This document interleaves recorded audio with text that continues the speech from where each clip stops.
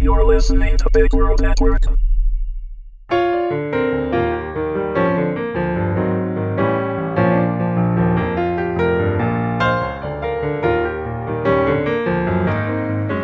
Amazing Grace, Episode 2.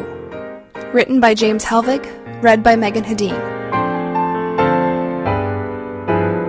General Wazire looks haggard. Staring at the screen, he grimaces when Kat updates him on the current mission status. Running a hand through his hair, he turns his piercing stare directly on Tammy, growling, "You've looked better, Major." Nodding, Tammy replies, "You look like shit too, sir." A wisp of a smile cracks his stony facade, and he asks bluntly, "So you've got all your marbles?" Clearing her throat, Kat interjects, "As much as she ever did, sir." Frowning, Tammy nods in agreement. After looking at each woman, Wazire grunts and sits back on his chair. Drawing a deep breath, the general nods to himself, saying aloud, "Okay then. Effective immediately, you are hereby reactivated to the rank of Lieutenant Colonel." Eyes shifting to Kat, he continues, "You retain operational control, Major. Lieutenant Colonel Fuller now has the juice to redirect additional assets. Any problems here, people?" In unison, they reply, "No, sir." Tammy interrupts the general's next statement, saying, "I don't need the rank, sir." Face reddening, General Wazire leans into the monitor and snaps, "This isn't a debate, Colonel. You have the experience and I have the need. Kat keeps control to give you some distance. I'm very aware of how personal this is for the both of you. If I had the resources, I'd damn well bench the lot of you, but I don't." Sighing loudly, he continues, "There's too much at stake. We just got this."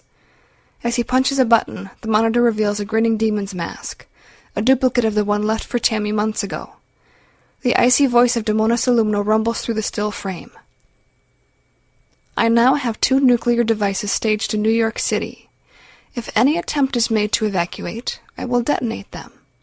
You have 72 hours to deliver $300 billion into the following numbered accounts."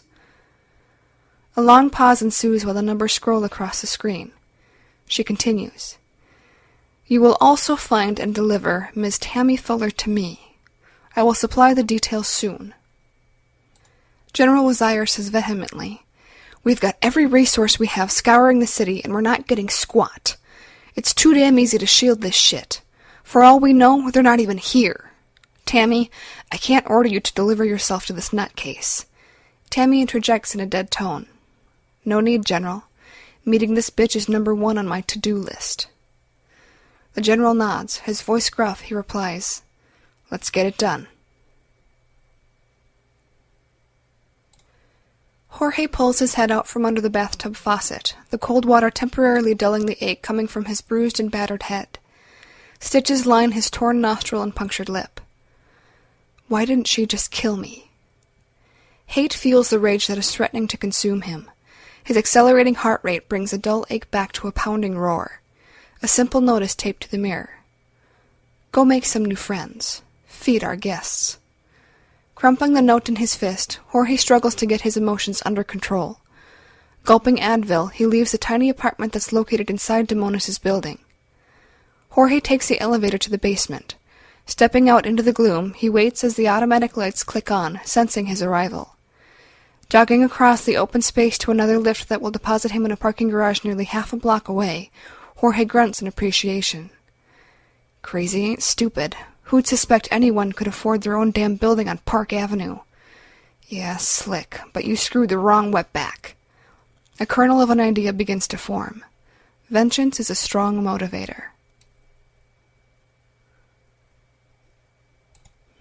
Demonis Alumna reflects on her deal with the mercenaries, the few that are still alive. She's decided to let them fulfill the contract. She has more than enough of her own security people to handle any nuisances for the next few days. Vladik is a useful tool. I may have work for him in the future. Jorge, your use is coming to an end. Just a few more tasks to perform. As she clicks the remote in her hand, a thumbnail picture showing Alberto's grave expands into full view.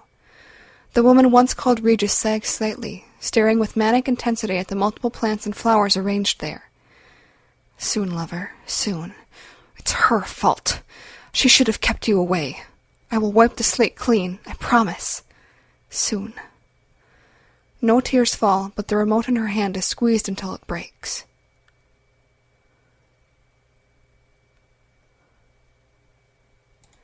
Jorge leaves the Vietnamese sandwich shop on 150th and tips the owner, passing a note between the two 20s. It says simply, "The church on TV. Today. Ask for Fuller. Tell them 6 a.m. sharp at the kid's grave. It's watched. We're even." Hal frowns at the scribbled message. She is smart enough to not ask questions. This is trouble, but if it makes us square... As she looks around her small business, she sighs and shoves the paper into her apron. Calling for her oldest daughter, she tells her, "I've got an errand to run. I'll be back soon."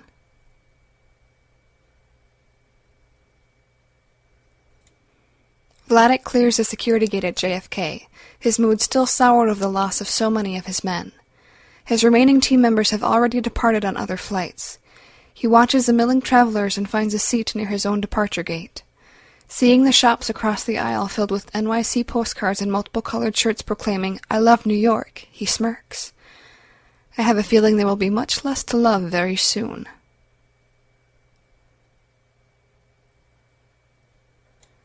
The heavy thunk of the lock disengaging draws Anna and Mother Steele to the center of the room.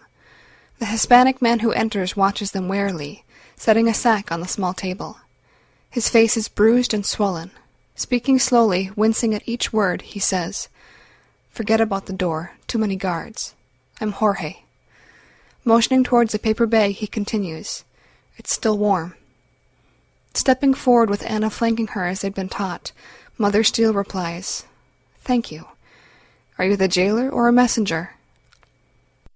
Shrugging, Jorge's eyes shift deliberately towards the cameras.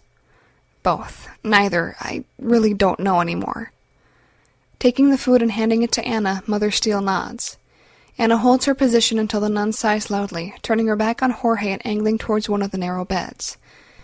Anna sits where she can watch their visitor and distribute the food. Speaking over her shoulder, Mother Steele says, "I'd invite you to join us, young man, but it looks like your employer is displeased enough with you." Plopping down next to Anna, Mother Steele accepts the sandwich and takes a small bite. "Delicious!" Smacking her lips, she pats Anna's knee, trying to ease the young girl's tension. "Can you tell us why we're here, Jorge?" Mother Steele asks. Standing in the doorway, Jorge's face has reddened from the offhanded remarks of the cagey nun. "She's got gall, I'll give her that." Speaking with the slightest of smiles, holding up a hand and wiggling his fingers, Jorge replies, "All I can tell you is that you've been a guest with my boss before." Both women watch as Jorge exits the room. Anna, noting Mother Steele's grimace, asks, "What is it?" Looking at her disfigured hand, Mother Steele answers softly, "This. It was all ordered by Regis. All of this." Words faltering, the two captives lean closer together, their food forgotten, a chill like swirling ash blowing cold into their souls.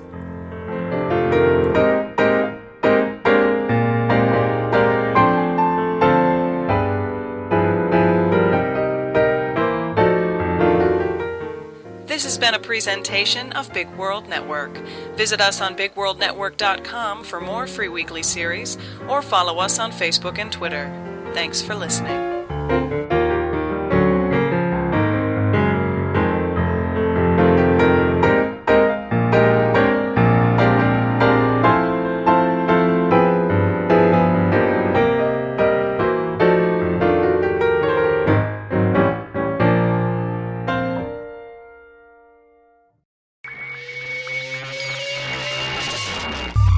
You're listening to Big World Network.